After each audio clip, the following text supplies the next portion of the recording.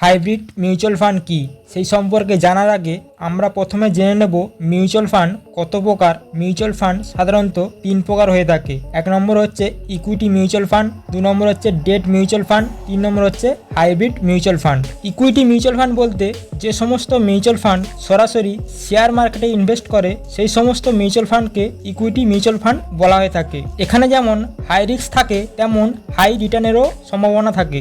Date mutual fund বলতে যে সমস্ত মিউচুয়াল ফান্ড বিভিন্ন ধরনের বন্ড, গভর্নমেন্ট সিকিউরিটিজ এবং অন্যান্য ঋণ ভিত্তিক উপকরণগুলিতে বিনিয়োগ করে থাকে। ডেট মিউচুয়াল ফান্ডগুলি সাধারণত ইকুইটি মিউচুয়াল ফান্ডের তুলনায় কম রিস্ক হয় এবং একটা স্থিতিশীল রিটার্ন প্রদান করে থাকে। এবার আমরা হাইব্রিড মিউচুয়াল ফান্ড সম্পর্কে আলোচনা করব, যা আজকের এই ভিডিওর মূল বিষয়বস্তু। হাইব্রিড মিউচুয়াল ফান্ড সাধারণত ইকুইটি প্লাস ডেট দুই ফান্ডের মিশ্রণে উভয় ক্ষেত্রে বিনিয়োগ করে থাকে।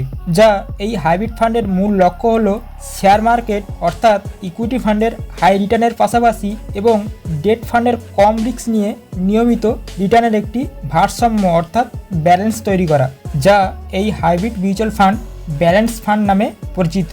এখানে ফান্ড ম্যানেজার মার্কেটের পরিস্থিতি অনুযায়ী ইকুইটি ও ডেট ফান্ডের অনুপাত নির্ধারণ করে থাকে, অর্থাৎ কত পার্সেন্ট ইকুইটি ফান্ড এবং কত পার্সেন্ট ডেট ফান্ডে বিনিয়োগ করবেন। যেহেতু বিনিয়োগ একাধিক অ্যাসেট ক্লাসে ছড়ানো থাকে, তাই একটি অ্যাসেট ক্লাসে খারাপ পারফরমেন্স করলে অন্যটির মাধ্যমে রিস্ক কমানো সম্ভব হয়। এই হলো হাইব্রিড মিউচুয়াল ফান্ডের একটা সংক্ষিপ্ত আলোচনা। ভিডিওটি যদি আপনাদের কাছে কিছুটা হেল্পফুল মনে হয়ে থাকে তাহলে ভিডিওটিতে একটি লাইক দিয়ে চ্যানেলটি সাবস্ক্রাইব করে রাখবেন পরবর্তী ভিডিও পাওয়ার জন্য। ধন্যবাদ।